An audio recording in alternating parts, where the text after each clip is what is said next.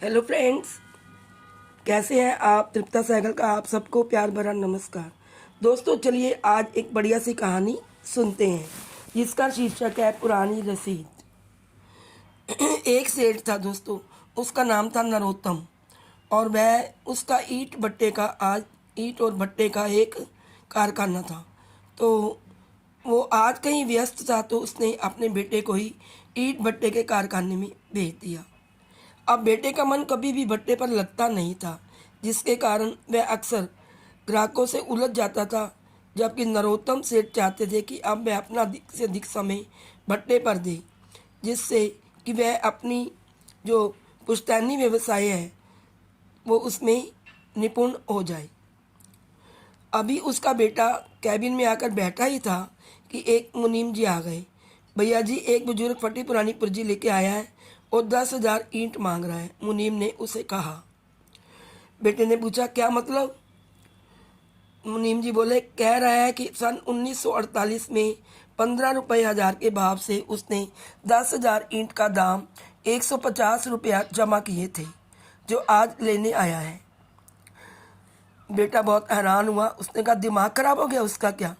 आज 10,000 ईंट की कीमत 80,000 है। 150 रुपये में कैसे दे देंगे भला। भगा दो उसको यहाँ से।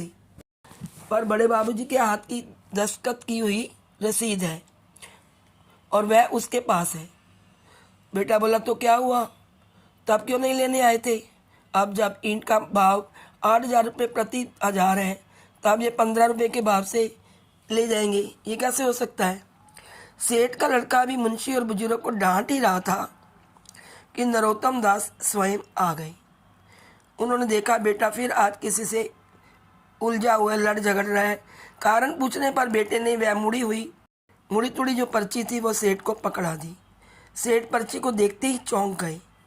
अब बुजुर्ग की तरफ ध्यान से देखा और पहचानते ही मुस्कुरा पड़े।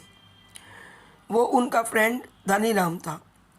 धनीराम, कहाँ गायब हो गए थे भाई, पैसा जमा करके। मैंने तब कितनी प्रतीक्षा की थी आपकी। खैर, आप ले जाओ। 10,000 ईंट आपकी तो मेरे पास है ही।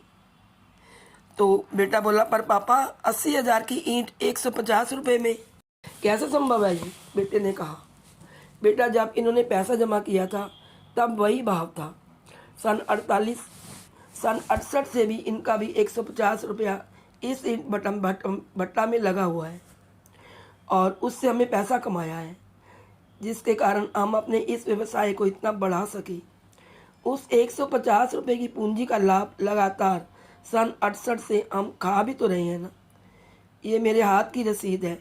मुझे याद है तब मैंने अपने पिताजी के साथ इस भट्टे पर आना शुरू किया था। यह मेरी ही उम्र के हैं शायद।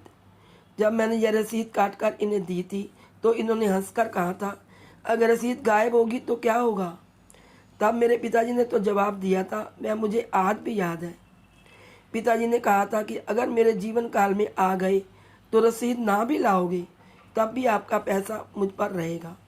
ईंट आपको मिलेगी क्योंकि मुझे आपका चेहरा याद है। लेकिन यह अगर तुम्हारी ये रसीद खो गई या तुम कहीं इसे रखे रह गए तो मेरे ना रहने के बाद भी आपको ईंटें मिलेंगी, क्योंकि बेईमानी ना मुझ में है और ना ही मेरे संस्कार और खून में।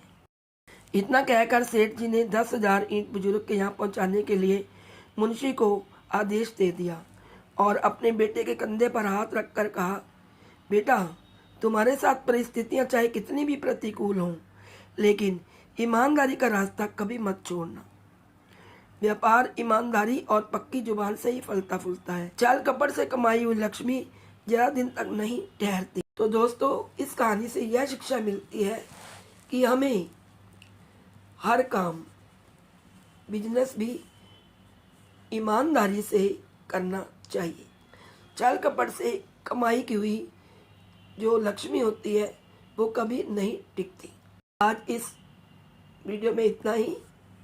यदि अच्छी लगे स्टोरी तो please like, share and subscribe. Thank you.